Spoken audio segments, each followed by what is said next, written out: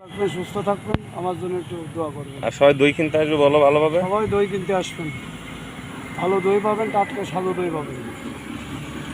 এখানে খুবই ভালো দই দেখতে পাচ্ছেন। এই দই কিন্তু আজ শেষ হয়ে গেছে, অনেক দই আনছিল প্রায় শেষ, আর এগুলো আবার নতুন ভ্যানের থেকে নামানো হয়েছে। যাই হোক, বেচা কিনে এদের মধ্যে খুবই ভালো হচ্ছে, এইরকম হলেই চলবে নাকি মধু ঘোষ? জি স্যার। তোমার কি কেউ কোনো কিছু এখান থেকে চাঁদা ফাদা নেয় না নাকি? স্যার, না স্যার, কি জন্য চাঁদা ফাদা নেয় না? প্রশাসনের লোক না, হ্যাঁ হ্যাঁ, থানার সামনে তো নিতে পারে।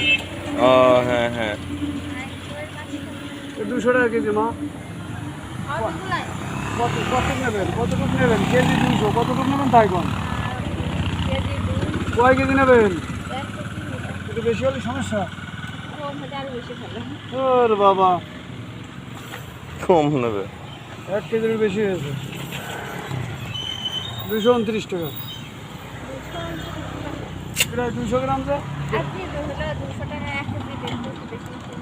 আরে বাবা দিলাম না, ওইটা আমার দাও। সে যতটুক তাই মাটির টাকাতে এরকম থাকে না, বুঝ দিয়ে হয়। ওই যে গুরু কয়ে দিল, সেটা ব্যবসায়িক লোক।